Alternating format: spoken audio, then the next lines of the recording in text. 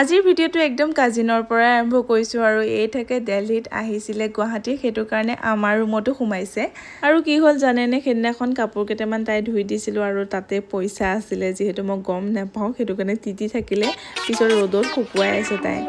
তাৰপিছত তাই ৰীল বনাওঁ বুলি ক'লে সেইটো কাৰণে ধুনীয়াকৈ মেখেলা চাদৰ এযোৰ পিন্ধাই দিছোঁ আৰু তাই মেখেলা চাদৰ পিন্ধি ভাল পায় সন্ধিয়া ওলাই গ'লো আকৌ দুইজনী পাৰ্কলৈ বুলি যিহেতু তাই অহা দুদিনমান হ'ল কলৈকো ওলাই যোৱাও নাছিলোঁ সেইটো কাৰণে পাৰ্কলৈ আহিলোঁ আৰু ব্ৰিজৰ ওপৰ ৰাস্তাটো চাওকচোন ইমান বেছি ধুনীয়া লাগিছে ন বাকী তাইক পাৰ্কত সোমাই কৈছে কি পাৰ্কখন বহুত বেছি ধুনীয়া আৰু ব্ৰহ্মপুত্ৰখন তাই বৰ ভাল পাইছে তাৰপিছত গোটেই পাৰ্কখন অকণমান ফুৰিলোঁ তাৰপিছত দুইজনীয়ে ফটো উঠিলোঁ কিবা এটা খালোঁ লগতে আমি ফেঞ্চি বজাৰলৈও গৈছিলোঁ কিন্তু ভিডিঅ' কৰা নহ'লে কাৰণ মোৰ স্পেচ ফুল হৈ গৈছিলে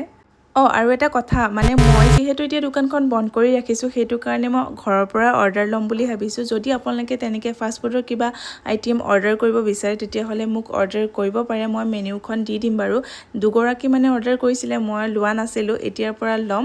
গতিকে আপোনালোকে অৰ্ডাৰ কৰিব পাৰে আজিলৈ বাই বাই